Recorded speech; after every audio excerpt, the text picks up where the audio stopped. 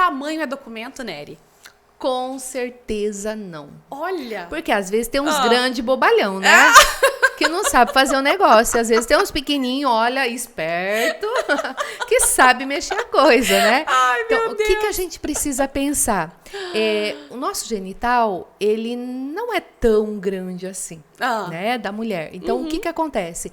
Claro que tem uma elasticidade, não é? Então, assim, o genital, a vagina, ela aumenta de tamanho conforme ela está excitada. Só que o que acontece? Sério? Sim. Assim como o homem, não é? O nosso genital, o genital do homem, quando não tá excitado, é menor, é murcho, é pequeno, é enrugado, né? Eu juro por Deus que também. Eu não sabia que acontecia isso com o feminino. O nosso também é enrugado, é flácido, é murcho, né? As palavras que vocês quiserem usar, né? Para descrever. É acabado! Exato. Porém, quando excitado, o genital masculino, ele fica realmente duro, não é? Ele aumenta de tamanho, fica realmente visivelmente duro, né? Vamos pensar assim. O genital feminino, ele aumenta, ele dá, ele pega um pouco mais de volume, vamos pensar assim. Então, os nossos grandes lábios, eles não ficam duros iguais ao genital masculino, não é? Não fica naquela proporção. Porém, ele aumenta de volume, muda a cor. Então, além do nosso genital ficar molhado, ele aumenta o tamanho, né? O volume externo. Ele fica, a coloração fica mais avermelhada, né? E tem a lubrificação. E a parte interna dá uma alongada para quê? Para acoplar, para entrar, para vamos pensar assim, para caber lá dentro, Sim. né? O genital. Então, quando fala de tamanho, o que a gente precisa pensar, né? Quando a mulher, vou dar um exemplo muito básico. Quando a mulher usa o AB. Sim. Quando a mulher usa o AB, ela introduz o AB. Se esse OB não for totalmente introduzido, começa uma dor, um incômodo. Vamos pensar uma coisa antes. Quando introduz o OB, a mulher usa o dedo. Não é? E o que acontece? Se ela não introduz esse OB totalmente dentro da vagina, o que acontece? Naturalmente o OB vai sair. Sim, começa a incomodar, doer e pum, sai lá de dentro. Só aí já tem a explicação do tamanho do genital. Quando o OB está totalmente introduzido, a mulher fica o dia inteiro com o OB e ela não sente nenhum incômodo. Ela pode passar a noite e ela não tem dor. Aonde que está o OB? Dentro da vagina dela. Mas está mais lá no fundo. Então, meu amigo, para que um genital tão grande, um pênis tão grande? Porque vai dar uma mexida lá no fundo e a mulher não vai sentir. Olha só. O que acontece? A mulher sente aí na parte da entrada da vagina. Aí a explicação do AB. Se o AB fica nessa parte ali dos 5 centímetros, né? Vamos pensar o tamanho do nosso dedo, né? Se o AB fica nessa entrada em torno aí dos 5 centímetros, a mulher não aguenta de dor, de incômodo. Ou seja, a sensibilidade da mulher é maior. Se esse pênis é maior, a mulher vai sentir só a parte da entrada. A parte do pênis que vai ficar para dentro desses 5 centímetros... Não faz diferença. Não faz diferença, sabe? Então, meu amigo, aproveita e curta o tamanho do seu genital. Olha só. Vamos saber mexer. Não tem nenhum tipo de discriminação, então. Exato. Não existe. É lenda urbana isso aí. Sim, e se o genital for muito grande, né? Que pode acontecer uma mulher com uma estatura um pouco menor, né? Então, assim, tem sim um genital um pouco menor e com homem, né? Que tem, né, mais avantajado aí, o que acontece? Às vezes pode sentir um certo incômodo, né? Porque tá tocando muito lá no fundo do genital.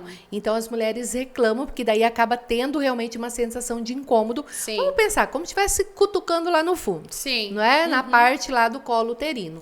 Então, assim, é desnecessário.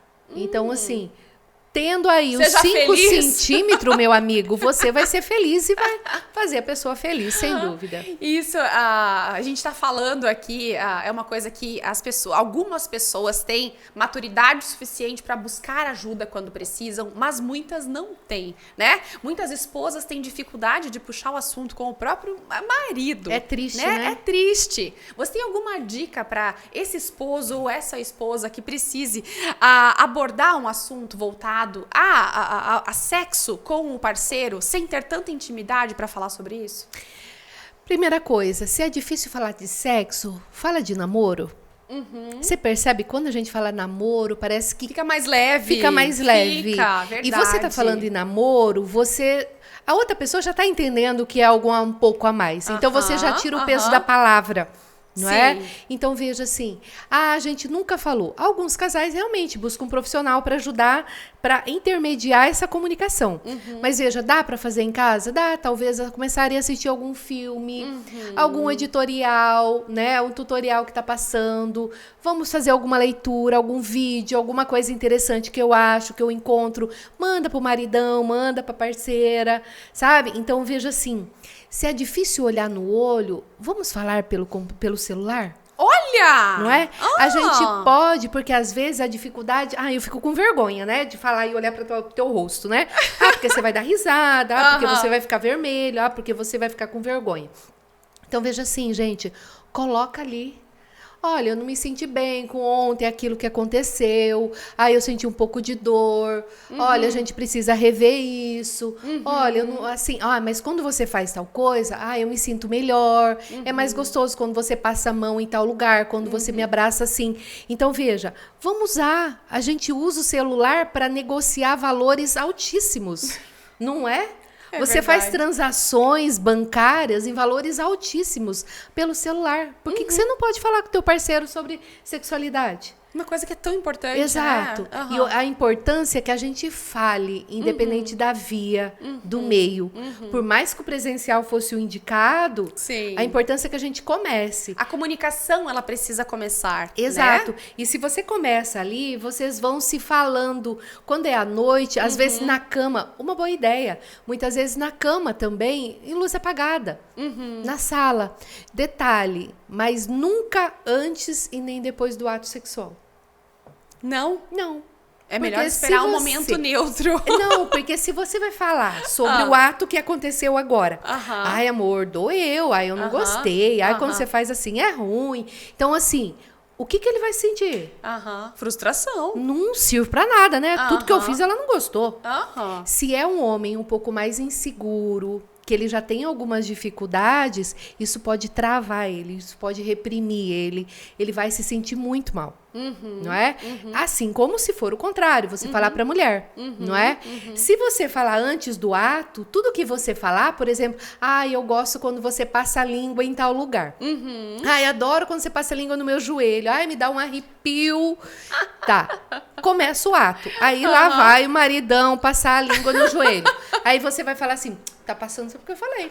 Ai, meu Deus. Você não vai curtir o carinho que você falou, porque é como se fosse um comando. Agora, e ele vai lá como se fosse comando também. Agora vou ter que lamber esse joelho.